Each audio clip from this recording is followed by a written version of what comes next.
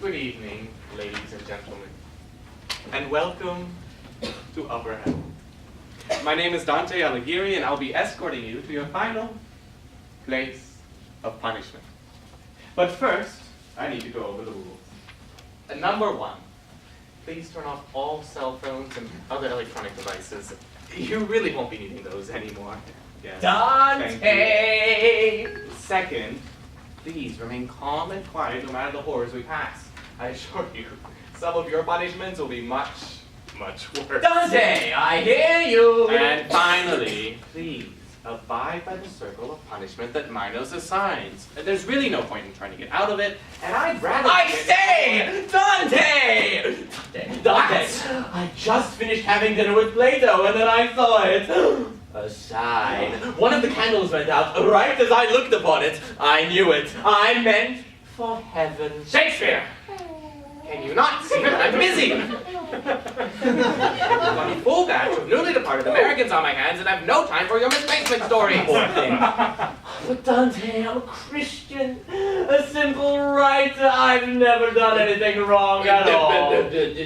Don't suppose you're counting stealing other people's stories or running about with disreputable women. Nerve! I'm a respectable master.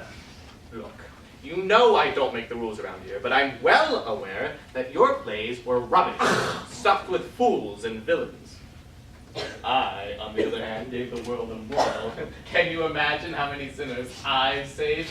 You've got it all wrong. No one did the 7 deadly sins better than I. I've educated billions of people how not to act.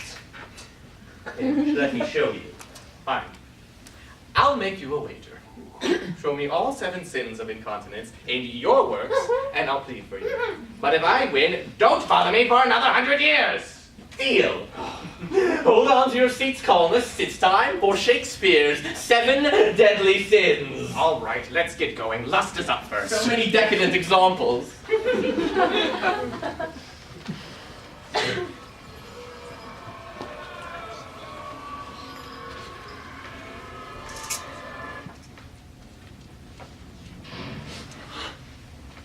Now, sister, what's the comfort? Why, as all comforts are. Most good indeed.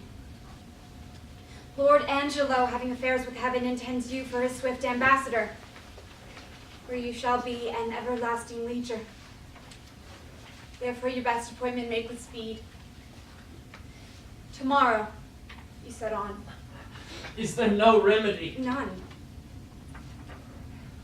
But such a remedy as to save a head, to cleave a heart in twain. But is there any?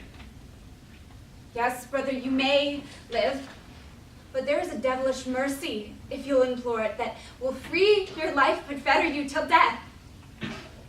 Perpetual durance? Aye, just.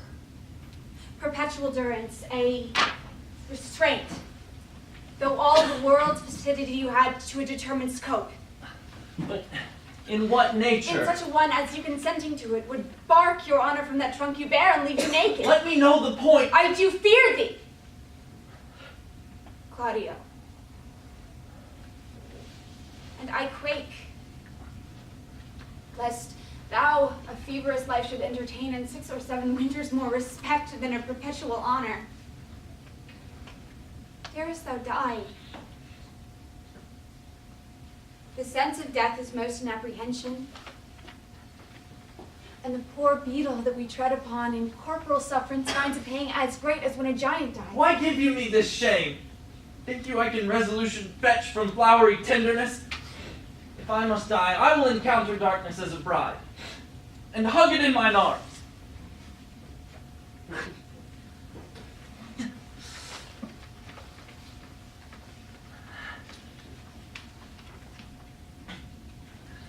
There spoke my brother.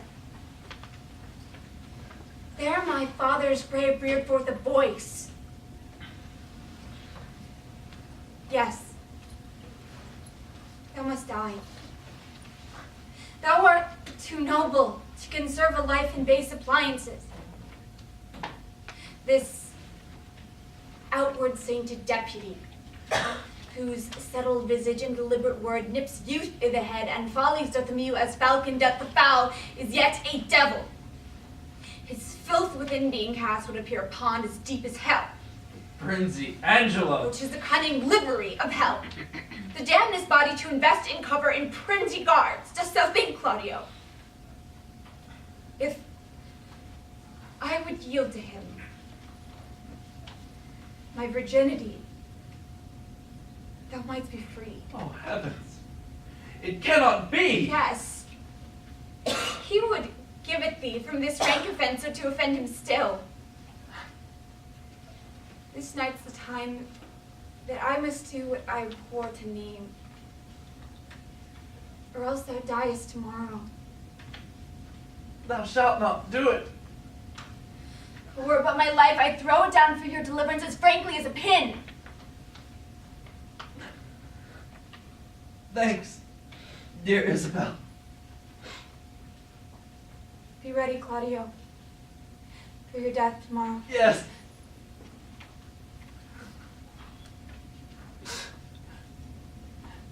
Has he affections in him that thus can make him bite the law by the nose, when he would force it?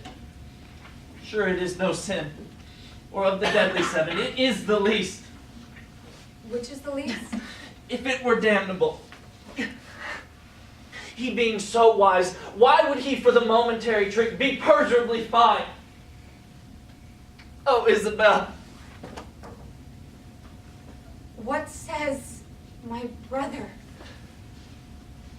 Death is a fearful thing. And shamed life a hateful. Aye, but to die, and to go we know not where, to lie in cold obstruction and to rot. This sensible, warm motion to become a kneaded clod, and the delighted spirit to bathe in fiery floods, or to reside in thrilling region of thick-ribbed ice, to be imprisoned in the viewless winds and blown with restless violence round about the pendant world, or to be worse than worse, of those that lawless and in certain thoughts imagine howling. Oh, 'tis too horrible. The weariest and most loathed worldly life that age, ache, penury, and imprisonment can lay on nature is a paradise to what we fear of death. Alas, alas. Sweet sister, let me live. What sin you do to save a brother's life? Nature dispenses with the deed so far that it becomes a virtue. Christ! Oh, faithless, coward, oh, dishonest wretch! Wilt thou be made a man out of my vice? Is not some kind of incest to take life from thine own sister's shame? What should I think? Heaven shield my mother played my father fair, for such a warped slip of wilderness ne'er issued from his blood. Take my defiance, die. Perish.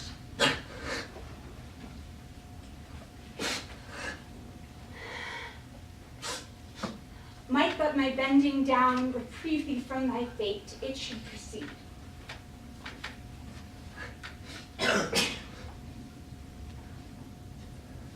I'll pray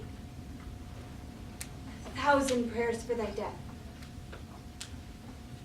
No word to save thee. Nay, hear me, Isabel. Bye! Thy sin's not accidental, but a trade. Mercy to thee would prove itself a bond. 'Tis best thou diest quickly. Oh, hear me, Isabella.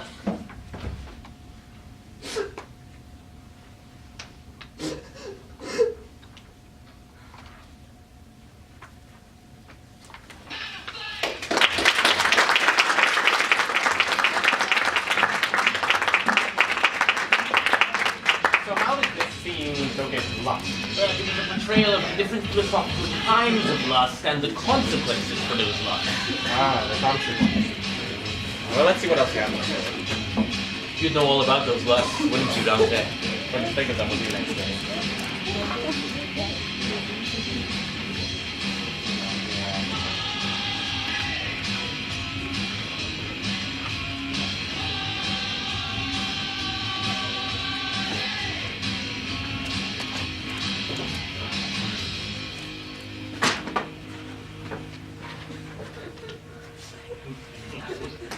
Rocco here for the weekday afternoon countdown 6.4.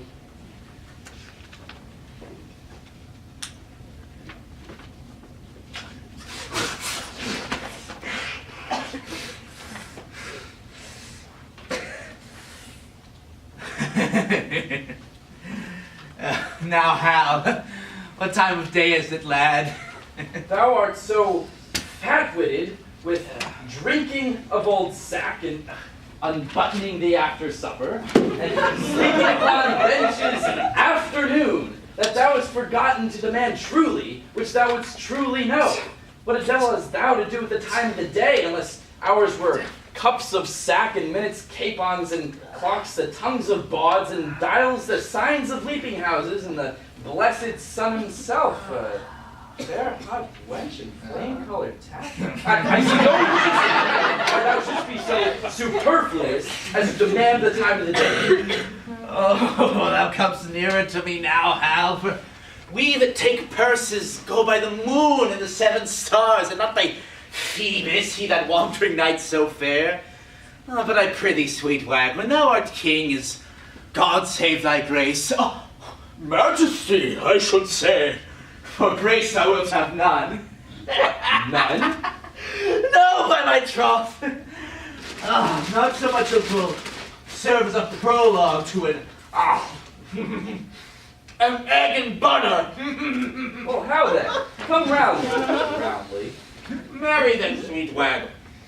When thou art king, let us not that our squires of the night's body be called thieves of the day's beauty. Let us be Diana's foresters, gentlemen of the shade, minions of the moon. And let men say of us that we be men of good government, being governed as the sea is by our noble and chaste mistress, the moon, under whose countenance we steal, eh? Thou sayest well, it holds well too, for the fortune of us that are the moon's men doth ebb and flow like the sea, being governed as the sea is by the moon. As for proof, now, a purse of gold, most resolutely snatched on Monday night and most dissolutely spent on Tuesday morning, God was swearing lay by and spent with crying bring in, now in as low an ebb as the foothill ladder, and by in as high a flow as the ridge of the gallows. Oh, well, thou sayest well, but is not our hostess of the tavern a most sweet wench? As the honey of Hybla, my old lad in the castle. But is not a buff jerkin a most sweet robe of appearance? How now, mad wag? What in thy quips and thy quiddities? What a plague have I to do with a buff jerkin? Why, what a pox have I to do with my hostess of the tavern? Well, thou hast brought her to a reckoning many a time and oft. Did I ever call for thee to pay thy part? No, I'll give thee thy due. Thou hast paid all there. Yea, and elsewhere, so far as my coin would stretch, and where would not I have used my credit? Yea, and were it not here apparent that thou art heir apparent. But I prithee, sweet wag, shall there be gallows standing in England when thou art king, and resolution thus fobbed as it is with that rusty curb of old Father Antic, the law? Do not thou, when thou art king, hang a thief? No, thou shalt. Oh, rare! I'll be a brave judge. Thou judged false already. I mean, thou wouldst have the hanging of the thieves and thus become a rare hangman. Well, how well. Suppose it jumps as well with my humors as hanging about in the courts, I can tell you. For obtaining of suits. Yea, for obtaining of suits. Whereof the hangman hath no lean wardrobe. His blood, melancholy as a gypped cat or a lugged bear. Or an old lion or a lover's lute. Yea, or the drone of a Lincolnshire bagpipe. What sayest thou to a hare or the melancholy of Mordage? Thou hast the most damnable similes, and are indeed the most comparative, rascalliest. Sweet young prince. but I prithee, sweet wag, trouble me no more with vanities. I would to God thou and I knew where a commodity of good names were to be bought. An old lord of the council raided me the other day in the street about you, sir. Yet I marked him not. And yet, he talked very wisely, and yet I regarded him not. And yet he talked very wisely, and in the street too. Thou didst well, for wisdom cries out in the street, and no man regards it. Thou hast the most damnable iteration, and art indeed able to corrupt a saint. Thou hast done much harm upon me, Hal. God forgive thee for it. I must give this life over. I will give it over by the Lord, and I do not. I'll be damned. for never a king's son in Christendom. Where should we take it first? Soon's where thou wilt, lad. I'll make one, and I do not. Call me a villain and baffle me. I see a good minute of life in thee, from praying to purse-taking. Oh, 'tis my vocation, Hal. 'Tis no sin for a man to labor in his vocation. Oh, points! Now shall we know if Gad still have set a match. Oh, if men were to be saved by merit, what hole in hell would be hot enough for him? He, that most omnipotent villain that ever cried stand to a true man. Good morrow, Nell. Good morrow, sweet Hal. What says Monsieur Remorse? What says Sir John Sackman Sugar? Jack, how agrees the devil me about thy soul that thou soldest him on Good Friday last for a cup of Madeira and a cold capon's leg? Sir John stands to his word. The devil will have his bargain, for he was never yet a breaker of proverbs. He will give the devil his due. Then art thou damned for keeping thy word with the devil. Else he's been damned for cousining the devil. But, my lads, tomorrow morning by 4 o'clock, early at Gad's Hill, there are pilgrims going to Canterbury with rich offerings, and traders riding to London with fat purses. I have visits for you all. You have horses for yourselves. Gad's Hill lies tonight in Rochester. I've bespoke supper tomorrow night in Eastcheap. We may do it as secure as sleep. If you will go, I will stuff your purses full of crowns. If you will not, tarry at home and be hanged. Hear ye, Nell. If I tarry at home and go not, I'll hang thee for going. You will talk. Hal, wilt thou make one? I rob, I thief, and I, by my faith. Thou hast neither honesty, manhood, nor good fellowship in thee, nor thou camest of the blood royal, if thou darest not stand for 10 shillings. Well, once in my days I'll be a man. Well, that's well said then. Well, come what will, I'll tarry at home. Then when thou art king, I'll be a rebel. I care not. Sir John, I prithee, leave the prince and me alone. I will lay him down such reasons for this adventure that he shall go.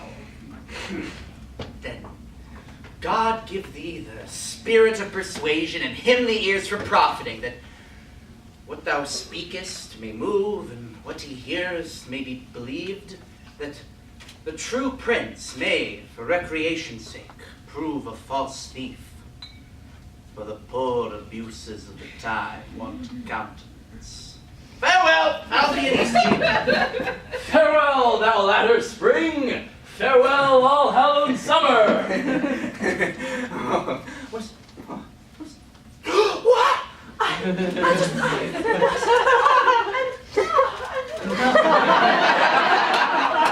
Now, my good, sweet honey ward, ride with us tomorrow. I've a jest to execute that I cannot manage alone. Falstaff, Bardolph, Peto, and Gatto shall rob those men that we have already waylaid. Yourself and I will not be there. And when they have the booty, If you and I do not rob them, cut his head off from my shoulders. How shall we part with them in setting forth? Why, we shall set forth before or after them, and appoint them a place of meeting, wherein it will be upon our pleasure to fare. And then will they adventure upon the exploit themselves, which they shall have no sooner achieved, but will sit upon them. Yea, but I fear they will know us by our horses, by our habits, and by every other appointment to be ourselves. Tight. Our horses they shall not see. I'll tie them up in the wood. Our visitors we shall change after we leave them. And, sirrah, I have cases of buckram for the nonce to mask our melted outward garments. Yeah, but I doubt they'll be too hard for us. Well, for 2 of them, I know them to be as true-bred cowards as ever turned back. And for the 3rd, if he fights longer than he sees reason, I'll forswear arms. The virtue of this jest will be in the incomprehensible lies that this same fat rogue will tell us when we meet at supper, how 30 at least he fought with, what wars, what blows, what extremities he endured, and in the reproof of this lies the jest. Well, I'll ride with thee. Provide us all things necessary, and meet me tomorrow night in Eastcheap. There, I'll sup. Farewell. Farewell, my lord.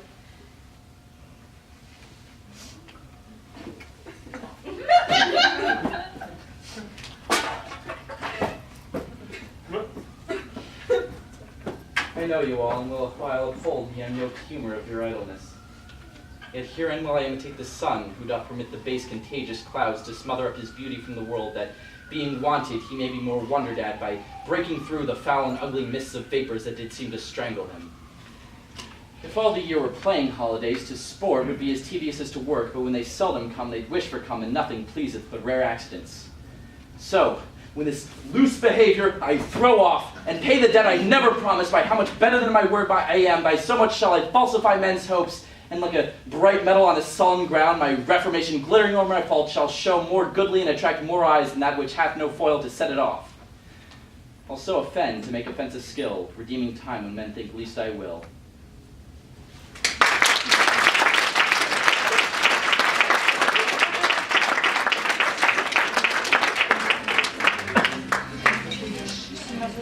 Disgusting, gluttonous Samaritan.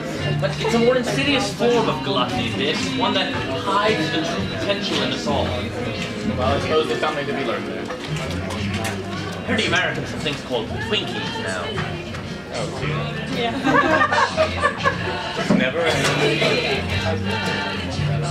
You know all about that, wouldn't you, Dante?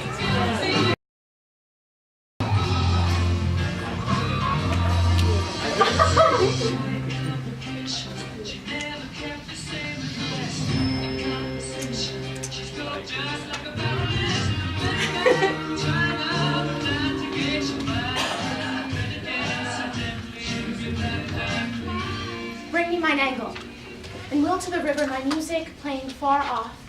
I shall betray the tawny fin fishes, my bended hook shall pierce their slimy jaws. And as I draw them up, I shall think them every one an Antony, and cry, aha, you're caught. Mary, when you wagered on your angling, when your diver did hang a salted fish on his hook, which he with fervency drew up. Oh, that time, what times. I laughed him out of patience. And that night I laughed him into patience. And the next morn, ere the 9th hour, I drank him to his bed. Then put my tires and mantles on him, whilst I wore his sword Philippe. From Italy. Ran thou the fruitful tidings in mine ear, which have long been barren? Oh. Madam, there's... Antinous dead? If thou say so, villain, thou killest thy mistress. But well and free, if thou so yield him, there is gold. And here, my bluest veins to kiss a hand that kings have licked. and tremble kissing. First, madam, he is well. Oh, why? Here's go.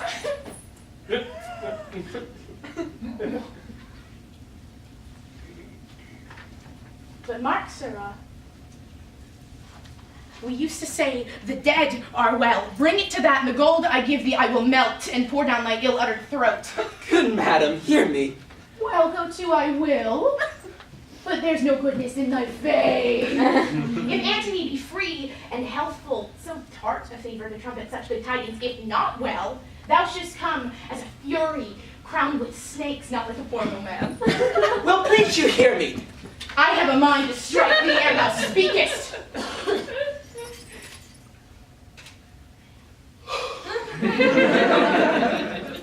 Yet, if thou say Antony lives, I'll set thee in a shower of gold and hail rich pearls upon thee. Madam, he is well.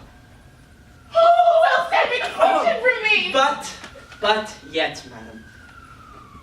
But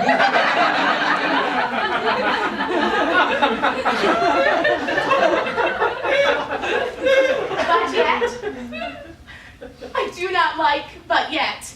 But yet does ally the good precedents, fie upon but yet. But yet is as a jailer to bring forth some monstrous malefactor.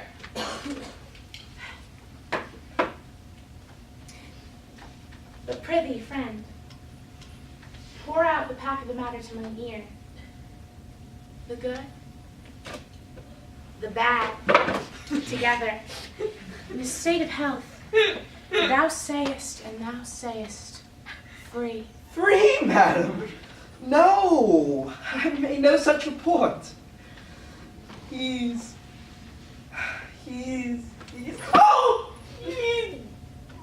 bound to Octavia. For what good turn? For the best turn. In the bed.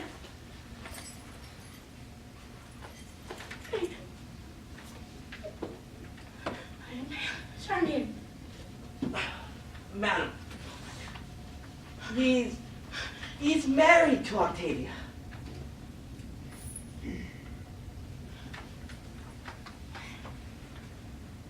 The most infectious pestilence upon thee. Madam, patience. What say you hence, horrible villain? Or I'll spurn thine eyes like balls before me. I'll unhair thy head, thou shalt be whipped with wire and strewn in brine, smarting and lingering pickle. Gracious madam, I that do bring the news may not the match.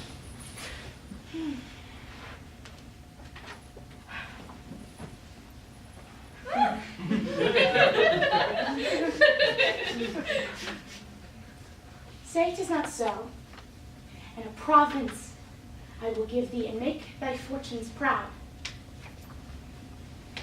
The blow thou hast shall make thy peace for moving your rage, and I will boot thee with whatever gift besides thy modesty can bear. Oh, no.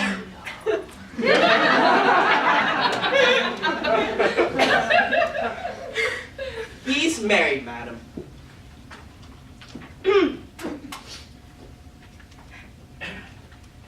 Rogue, thou hast lived too long.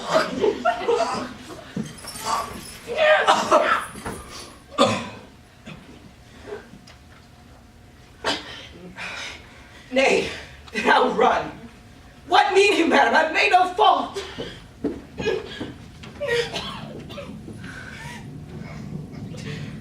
Good madam, keep yourself within yourself. The man is innocent. So innocent escape not the thunderbolt. Melt Egypt into the Nile, and unkindly creatures turn all to serpents.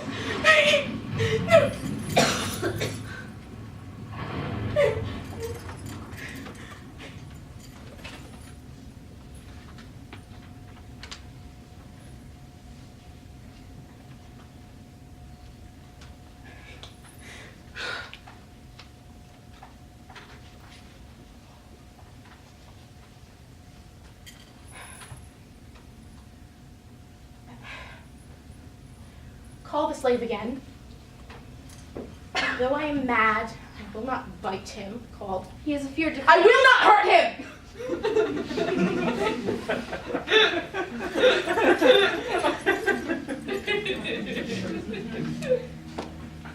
These hands do lack nobility that they strike a meaner than myself. For I myself gave myself the cause.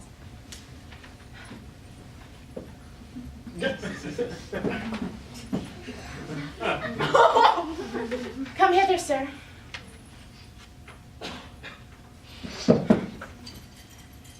Though it be honest, it is never good to bring bad news. Give to a gracious message a host of tongues, but let ill tidings tell themselves when they be felt.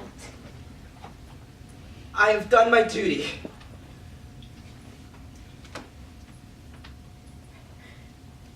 Is he married? I cannot hate thee worser than I do if thou say anything else. He is married. Oh, the gods confound thee! Dost thou hold here still? Should I lie, madam? I would thou didst. So half my Egypt were submerged and made a cistern for scaled snakes. Get thee hence.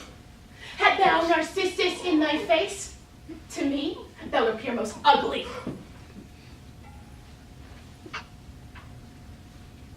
He is married.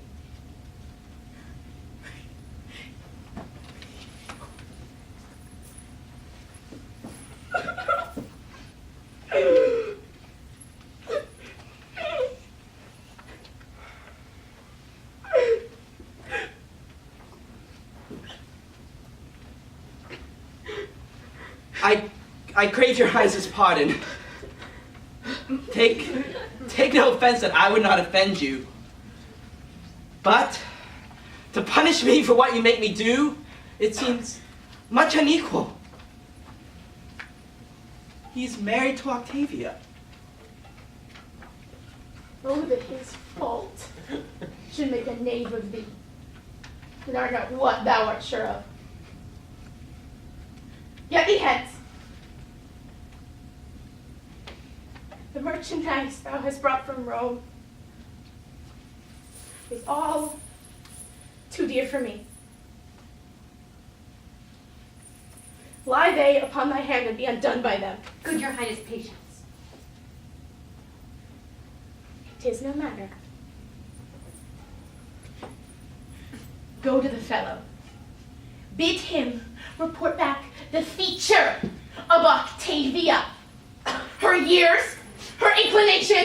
Let him not leave out the color of her hair. Bring me word how tall she is and bring me word quickly. Ow! Ow!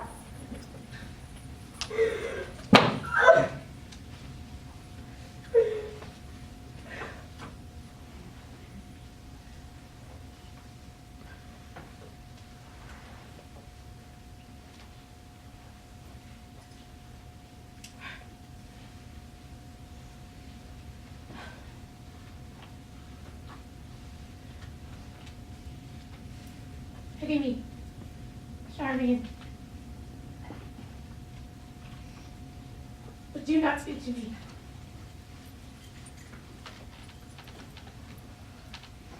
Take me to my chamber.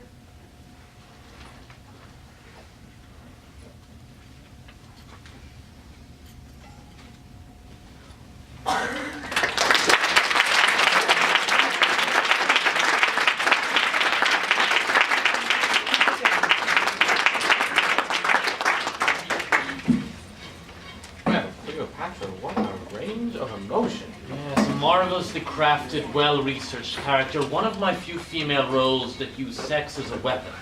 Well, the envy is certainly there. Are you envious, Dante? You? That can change. You forget your fate is in my hands. What else is in your hands, Dante? The latest of my wealth, I'll share amongst you.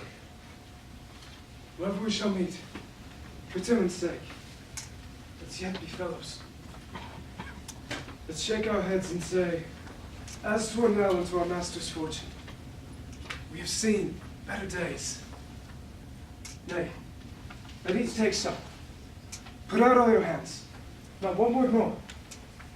Let's part be rich in sorrow, parting poor.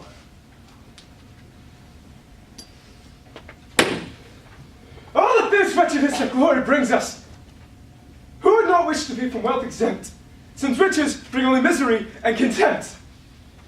Who would be so mocked with glory, or to live but in a dream of friendship? To have his pomp and all what state compounds be only painted like his varnished friends. Poor honesty, brought low by his own heart, undone by goodness. Strange, unusual blood. When man's worst sin is he does too much good, who dares be half so kind again? For bounty that makes gods, the still more men. Blessed to be most accursed, rich only to be wretched. Thy great fortunes made thy chief afflictions. Alas! Such a house broke, and not one friend to take his fortunes by the arm and go with him. Flung from this ungrateful seat of monstrous friends, I'll follow and inquire them out.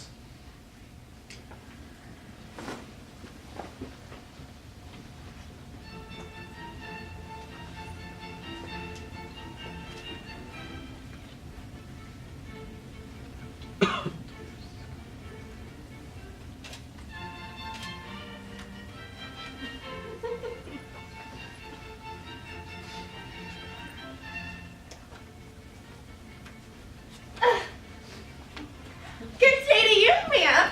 I also wish it to you.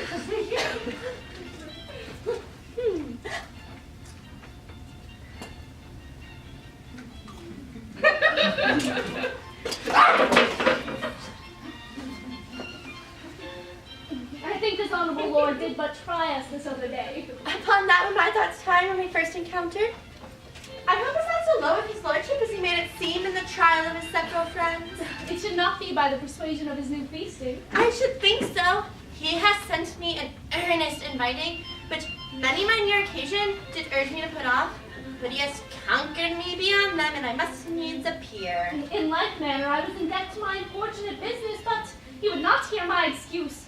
I am sorry that when he sent to borrow me, my provision was out. I am sick of that grief too, as I understand how all things Everyone's go. here, so what would you part of you?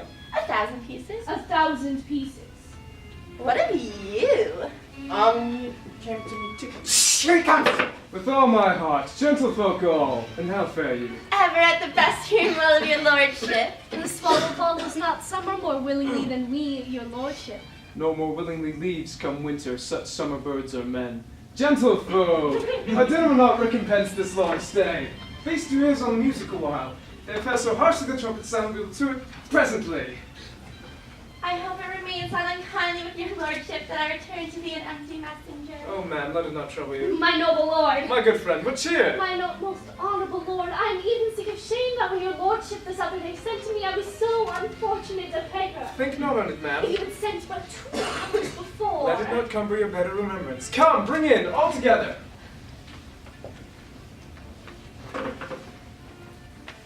All covered dishes. Royal cheer, I warned you. Doubt not if time the season can yield it. How? My noble friends, will you draw near? Here's a noble feast toward. This is the old man still. We'll hold. It does, but time will and so. I do conceive. Each man to his stool, but that spurs he would to the lip of his mistress. Your diet shall be in all places alike. Make not a city feast of it. To let the meat cool ere we can agree upon the first place. Sit, the gods acquire our thanks. You great benefactors, sprinkle our society with thankfulness. For your own gifts, make yourselves praised. For reserve still to give, lest your deities be despised. Lend to each man enough that he need not lend to another. For, if godheads were to borrow of men, men would forsake the gods. Make the meat be beloved more than the man that gives it. If there sit 12, let no assembly of 20 be without a score of villains. If there sit 12 women at the table, let a dozen of them be as they are. The rest of your fees, O gods, The senators of Athens, together with a common lag of people. What is amiss in them, O gods, make suitable for your destruction? And these, my present friends, are to me nothing. So in nothing bless them, and to nothing are they welcome. Uncovered dogs, and laugh! What does his lordship mean? I know not. May your better feasts never behold, you nut of mouth friends. Smoke and lukewarm water are your perfection. This is Timon's last, who, stuck and spangled with your flatteries, washes it off and sprinkles it in your face, your reeking villainy.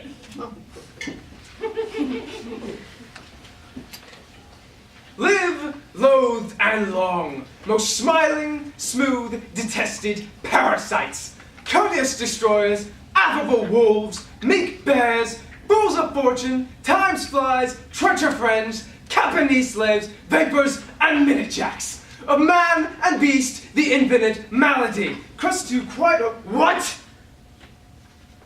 Dost thou go? Soft. Take thy physic. Burst. Thou too, and thou. Stay. I will lend thee money. Borrow none. Henceforth be no feast without a villainous unwelcome guest. Burn house, sink Athens. Henceforth hated be of Timon man and all humanity.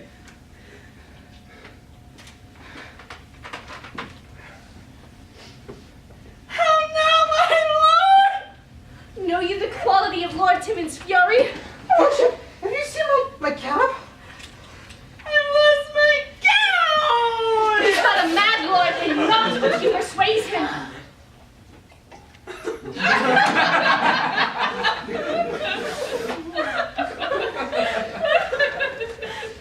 He gave me a jewel the other day. And now he's beat it out of my hat. Have you seen my jewel? Have you seen my cap?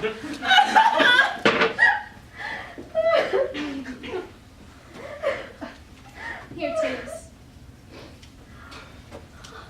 Here lies my crown. Let's make no stay. Lord Timon is mad. I feel it upon my bones. One day he gives us diamonds, next day stones. What?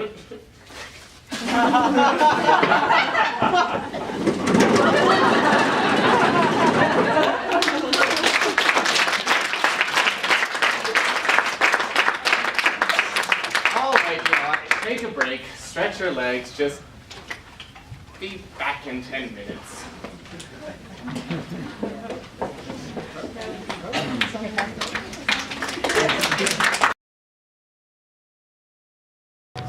Hold up. We're getting close to the beacon tower. I'll have to signal the ferry to get us across this marsh. Oh, are you getting the point yet? There's some real lessons in my novels, you know. While you've been showing off, I've been busy working. We lost quite a few back at Greed. Greed! I would have thought they would all have stopped at gluttony. Silly Americans. Quiet. Here it comes. Let's keep moving. Oh, yes, moving.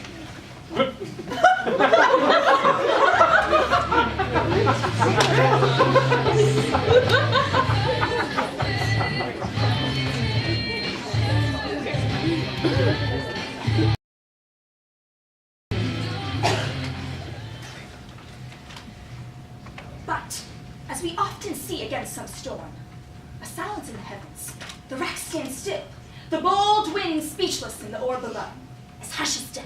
Anon the dreadful thunder doth rend the region, so after Pyrrhus' pause, arouse vengeance set him to work. And never did the Cyclops' hammers fall on Mars' armor forged for proof eternal. With less remorse, the Pyrrhus' bleeding sword now falls on Priam. Out, out, thou strong misfortune! All you gods and general Sinon, take away her power, break all the spokes and bellies from her wheel, and bow the round nave down the hill of heaven, and blow it to the fiends! This is too long. Tell to the barbers with your beard. To the Seon, he's for a jig or a tail of Baudry, or he sleeps. Seon, come to Hecuba. But who? Oh, who has seen the moonlit queen? Moblid Queen? That's good. Moblid Queen is good.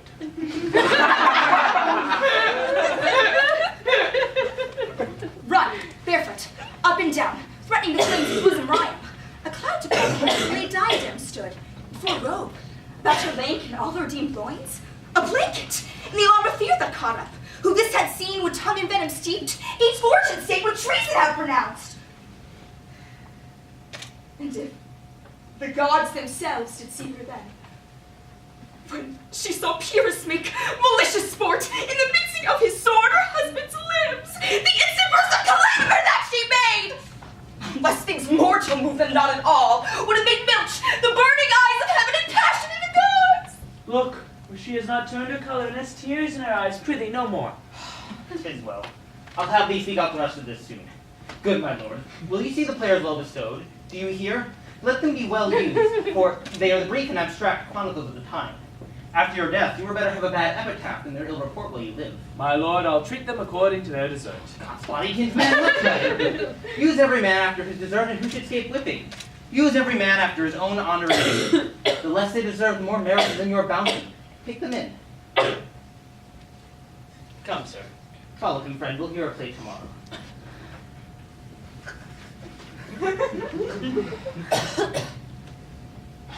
Now I am alone. Oh, what a rogue and peasant slave am I. Is it not monstrous that this player here, but in a fiction, in a dream of passion, could first force her soul to her own conceit, that from her working all her visage wand? Tears in her eyes, distraction in aspect, a broken voice, and her whole function suiting with forms to her conceit? And all for nothing, for Hecuba. What's Hecuba to her, or she to Hecuba, that she should be for her? What would she do had she the motive and the cue for passion that I have? Oh, she would run the stage with tears, and cleave the general ear with horrid speech, make mad the guilty and appall the free, confound the ignorant, and amaze indeed the very faculties of eyes and ears. Yet I, a dull and muddy-mettled rascal, peak like John o' Dreams, pregnant of my cause, and can say nothing. No, not for a king, upon whose property and most dear life a damned defeat was made.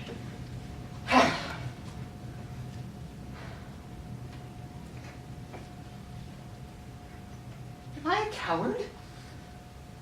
Who calls me villain, breaks my pate across, plucks off my beard and blows it in my face, twists me by the nose, gives me the lie in the throat, and seeps in the lungs? Who does me this, huh?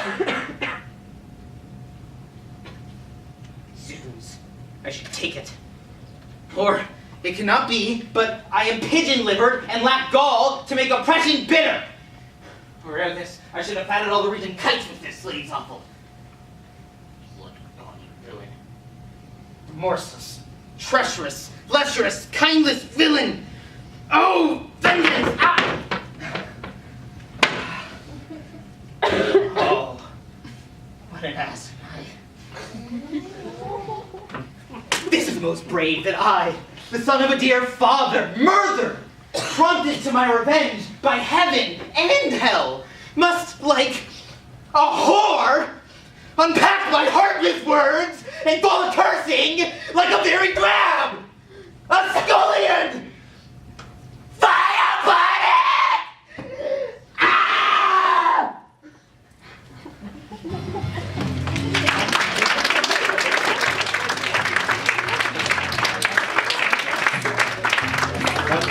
Hamlet certainly shows how his own sloth can be inhibited. Indeed, but his character has even more diverse appearances if you don't fall asleep and stay tuned. You don't have a choice.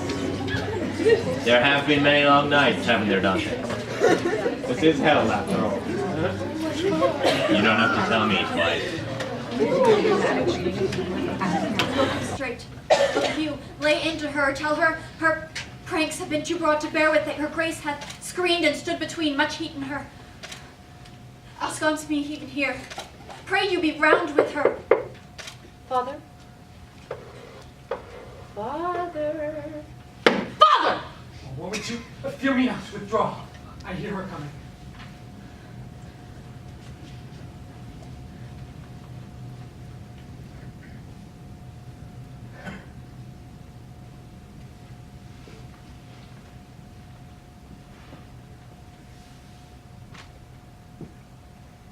Now, Father, what's the matter? Hamlet, thou hast thy mother much offended.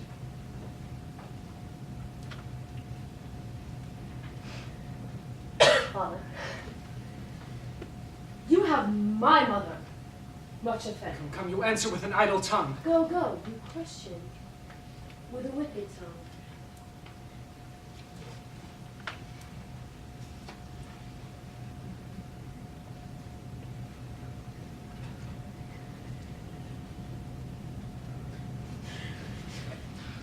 Wait, how now, Hamlet? What's the matter now? Have you forgotten? No. Oh, by the rood! Not so, you are the king, your wife's sister's husband, and what it were not so, you are my father. And I'll set those on you that can speak. Come and sit you down. You shall not budge. You go not till I set you up a glass, where you may see the inmost part of you. Oh, what wilt thou do? Thou wilt not murder me! Help! Help! Who? What? Oh, hell no!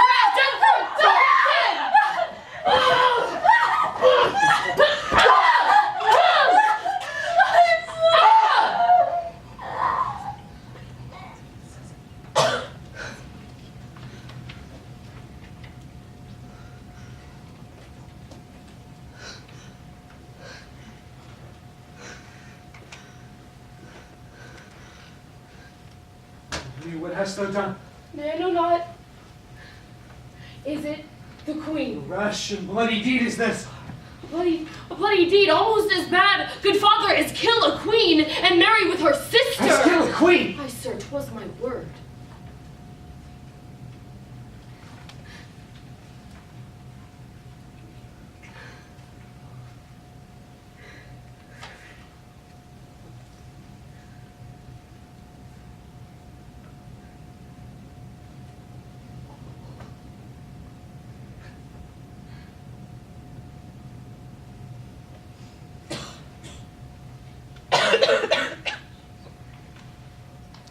Thou wretched, rash, intruding fool! Farewell, I took thee for thy better. Take thy fortune.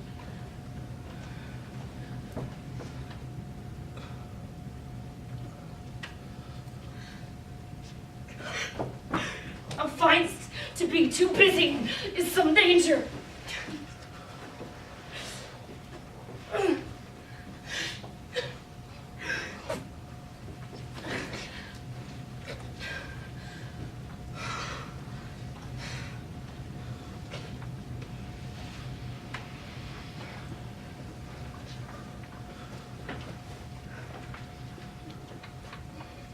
Leave wringing of your hands. Peace. Sit you down, and let me wring your heart, for so I shall, if it be made of penetrable stuff, if damned custom hath not brassed it so that it is proof and bulwark against sense. What have I done that thou darest wag thy tongue in noise servant Such an against me? act that blurs the grace and blush of modesty. Calls virtue hypocrite, takes off the rose from the fair forehead of an innocent love, and sets a blister there. Makes marriage vows as false as dicers' oaths. Oh, such a deed as from the body of contraction plucks the very soul, and sweet religion makes a rhapsody of words.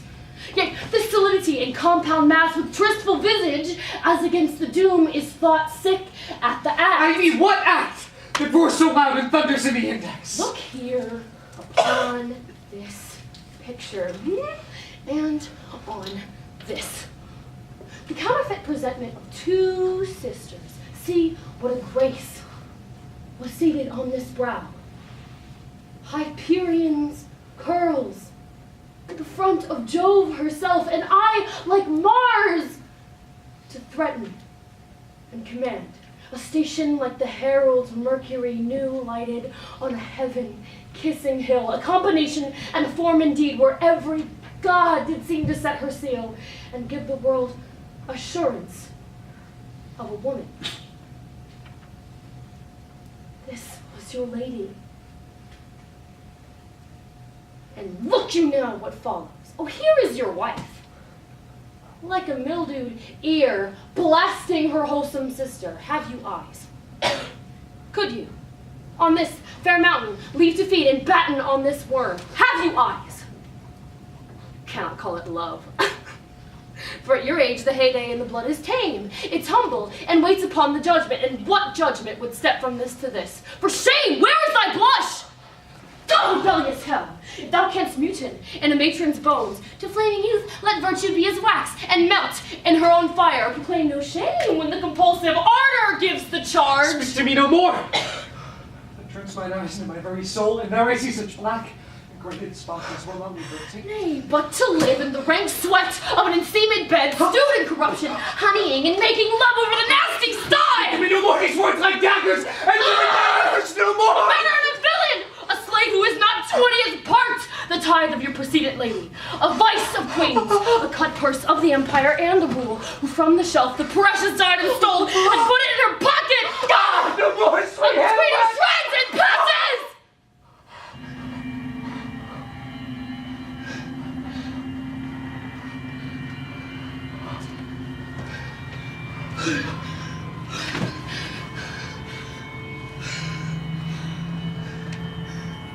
Save me. And hover over me with your wings, you heavenly guards. What would your gracious figure? Alas, she's mad!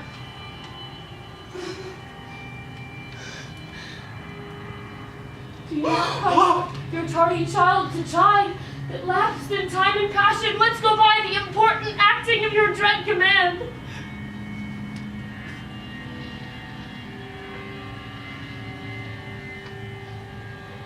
Say. Do not forget.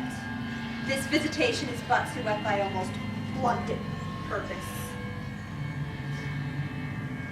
But look, amazement on thy father sits.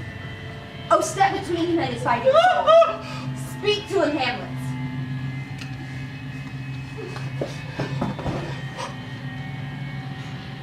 How is it with you, sir? How is it with you that you do bend your eye on vacancy and with the incorrect air hold discourse? Daughter upon the heat, in flame of thy distemper sprinkled cool patience, whereon do you look? On her! On her! Look you how pale she glares! Do not look upon me! Lest with this piteous action you convert my stern efforts, and what I have to do will want true color, tears perchance for blood. To whom do you speak this? Do you see nothing there? Nothing! And all yet all that is, I see. Or did you nothing hear? No! Nothing but ourselves. Look how it steals away. My mother in her habit as she lived. Look at where she goes. Even now, of portal. This is the very coinage of your brightness. This fathomless creation ecstasy is very cunning.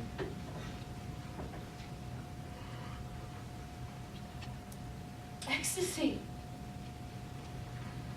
Oh, no, my pulse is yours, doth temperately keep time and makes as healthful music. It is not madness I have uttered.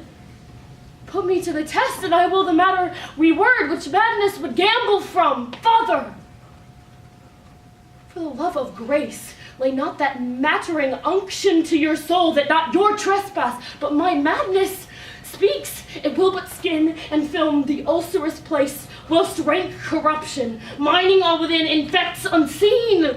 Confess yourself to heaven, repent what's past, avoid what is to come, and do not spread the compost on the weeds to make them ranker. Forgive me this my virtue. For in the fatness of these pursy times, virtue itself a vice must pardon beg, yea, curse and will for leave to do him good. Hamlet. Thou hast cleft my heart in twain.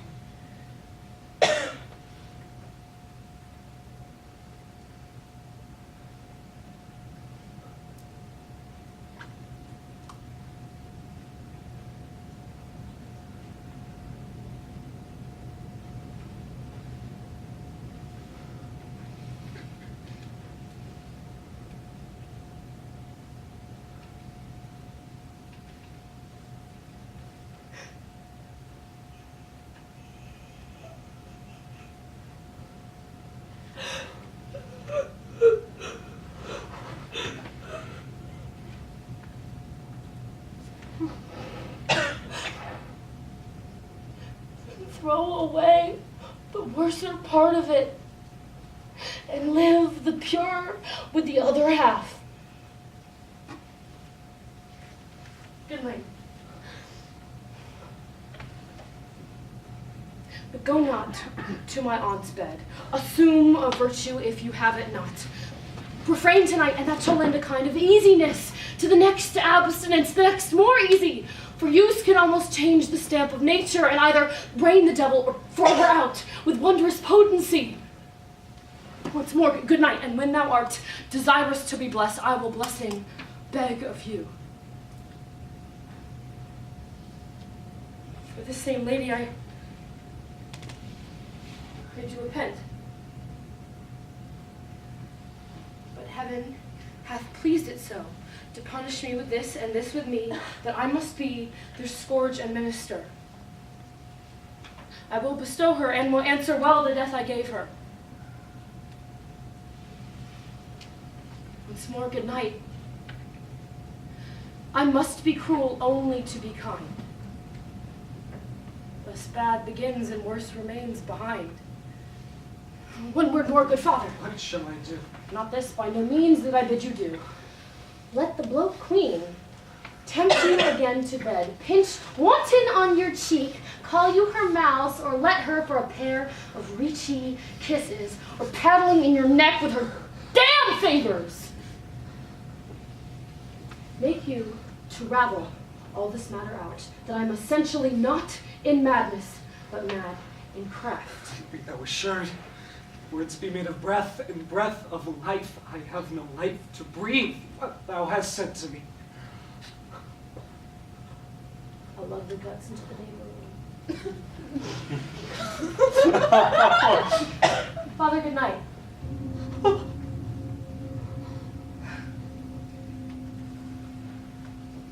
Indeed, this counselor is now most still, most secret, and most brave. Who was in life a foolish, prating knave. Come, lady, draw toward an end with you.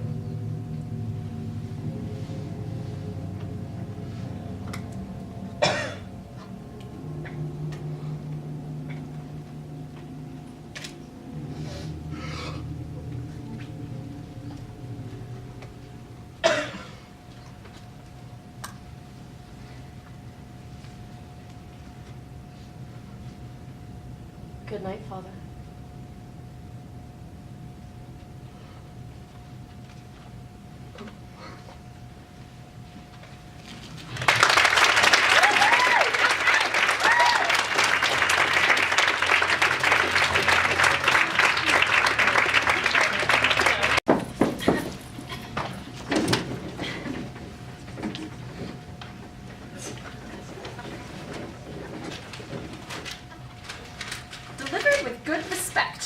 I do allow this wench to be as familiar with me as my dog, and he holds his place, for look how he writes. Sir John Falstaff, knight to the son of the king, nearest his father, Harry, Prince of Wales. Greetings. Why, this is a certificate. Peace. I will imitate the honorable Romans in brevity. Sure needs brevity in breath, short-winded. I commend me to thee, I commend thee, and I leave thee. Be not too familiar with poins, for she uses thy favors so much that she swears thou art to marry her. Repent at idle times as thou mayest. farewell, thine by yea and no, which is as much to say as thou usest him. Jack Falstaff with my familiars, John with my brothers and sisters, and Sir John with all of Europe. My lord, I will steep this letter in sack and make him eat it. That's to make me 20 of his words. But do you use me thus now? Must I marry you? God send me no worse fortune. But I never said so. Well then, we play the fools of the time, and the spirits of the wise sit in the clouds and mock us. Shall we steal upon him now, at supper? I'm your shadow, my lord. I'll follow you. How may we see Falstaff bestow himself in his true colors tonight, and not ourselves be seen? Put on 2 leathern jerkins and aprons, and wait upon his table as roars. From a god to a bull, a heavy dissension, was Joe's case. From a prince to apprentice, a low transformation, that shall be mine, for in everything the purpose must weigh with the folly. Follow me now. In faith, sweetheart, methinks now you are in excellent good temper, Realty. Your pulsage beats as extraordinarily as heart would desire. And your color, I warrant you, is as red as any rose. In good truth, law. But in faith, you have drunk too much canaries, and that's a marvelous searching wine. And it perfumes the blood ere one can say, "What's this?" How do you now? Better than I was. Why? That's what I said. Good hearts worth gold. Lo, here comes Sir John. When at the feasting court, emptied the drum, and was a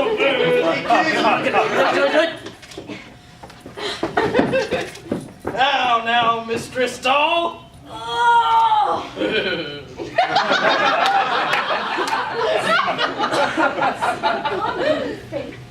So is all their set. And once they be in a calm, they're sick.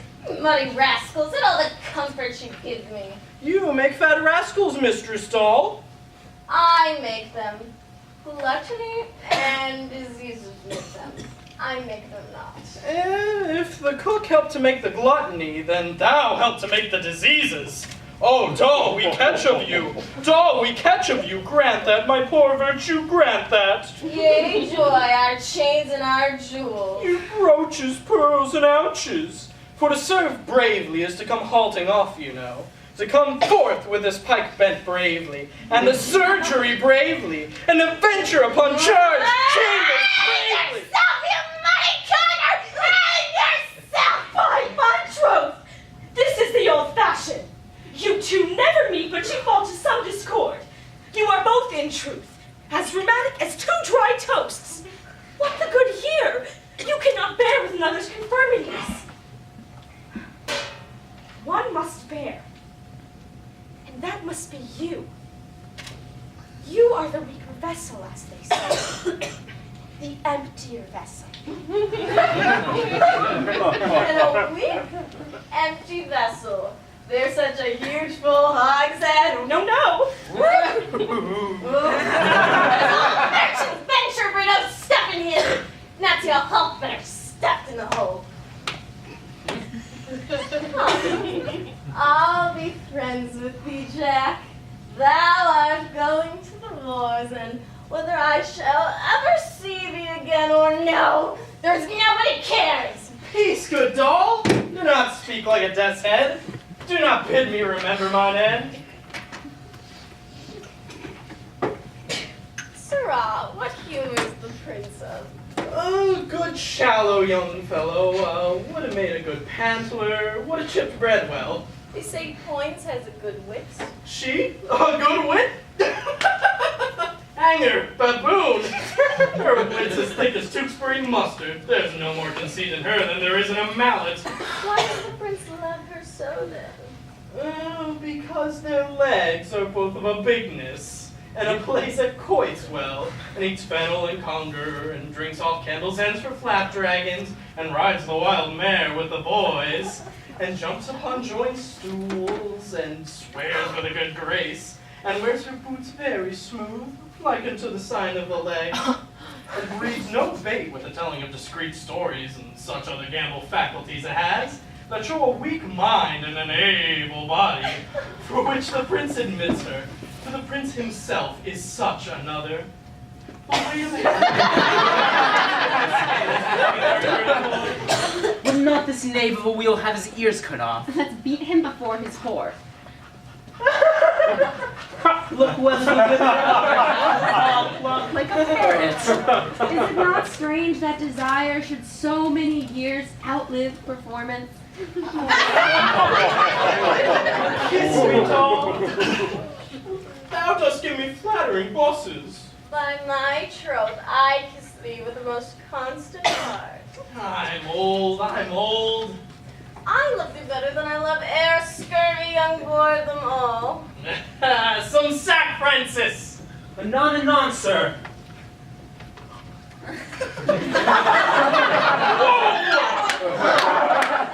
Bastard son of the king! And art thou not poins? Why, thou glowing sinful continent, what a life dost thou lead? Better than thou. I am a gentleman. Thou art a drawer. True, sir, and I come to draw you out by the ears. Oh, the Lord preserve thy good grace. By my troth, welcome.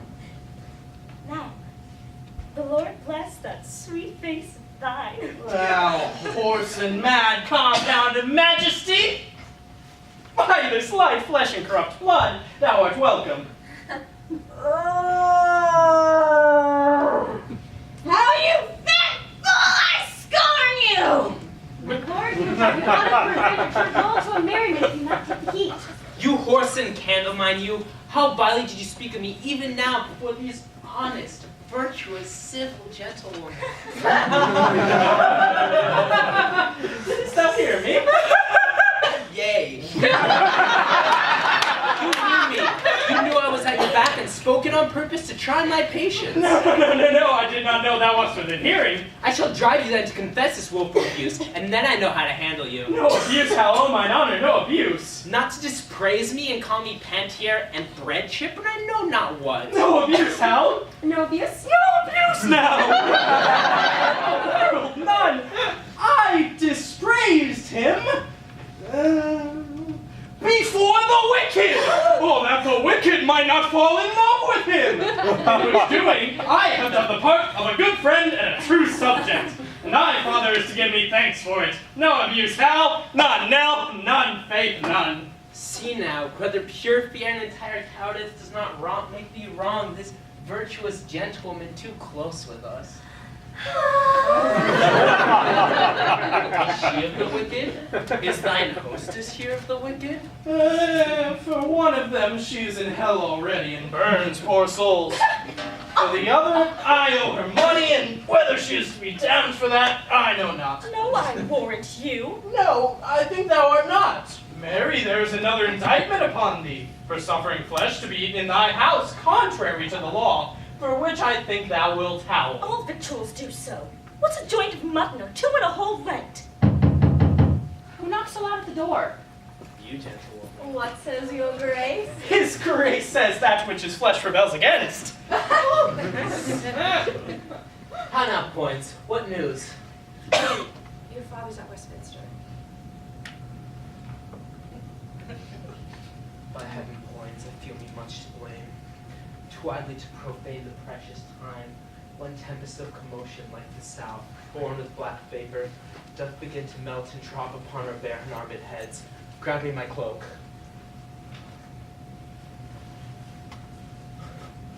Falstaff. Good night.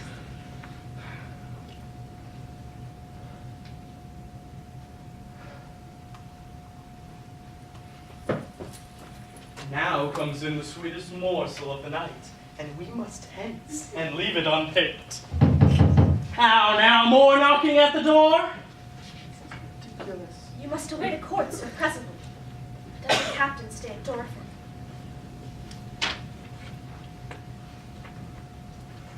Farewell, hostess. Farewell, doll. You see now how men of merit are sought after. The undeserving man may sleep, while the man of action is called upon. If I be not sent away post, I will see you. There I go. I cannot speak. My heart be not ready to burst. Oh, sweet Jack, have a care of thyself. Farewell, farewell. Well, fare thee well. I have known thee come peace god time, but an honester and truer-hearted man. Well, fare thee well.